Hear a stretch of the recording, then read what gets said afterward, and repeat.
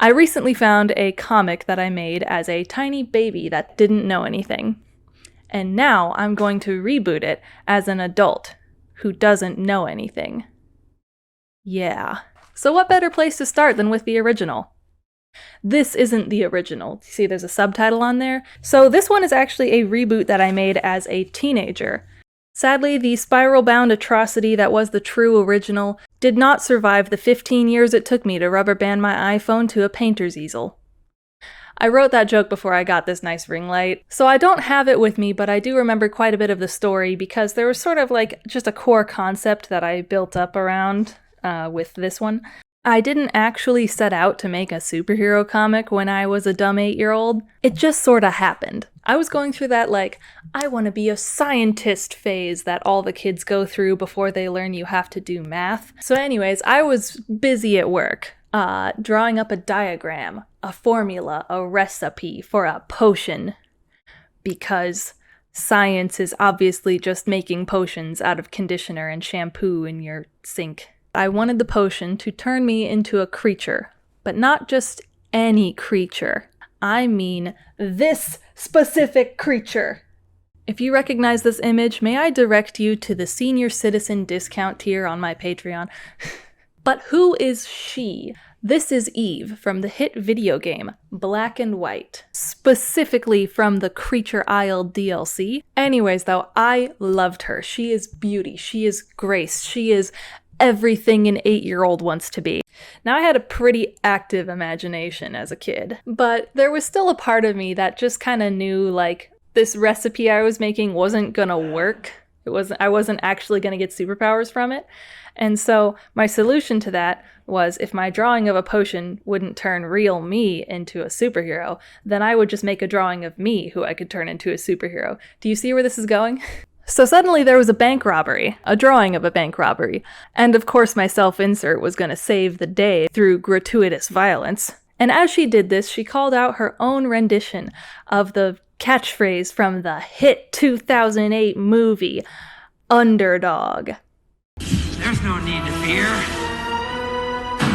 Puma Girl Is here. I also had an idea for a nemesis character who was literally just this one character from that early episode of Fringe. Why did my parents let me watch that show? It was terrifying. If you remember that show, you qualify for the senior citizen discount tier on my Patreon. Anyway, this particular bad guy wasn't all muscle. He was supposed to be really, really smart, which is why he came up with the idea to create a device that would blast a really loud noise to disable Puma Girl, because cats have really good hearing, so loud noises hurt their ears. And also his secret base was hidden underwater because cats don't like water. Genius. Anyway, that's pretty much all I wrote originally as an 8-year-old. And then 8 years passed and I was like, I can do better. I had literally doubled my life experience and knowledge base at that point. I was a 15-year-old who didn't know anything, so I created a supporting cast, which featured such characters as Ed, the intern. He is ginger, because I went through a ginger boys are cute phase. Mr. Sharps. This is basically just Hawkeye and Mystique mashed together. Totally not an evil boss man figure. Totally not Half-Life 2 Civil Protection. Sasha. Generic super strength man.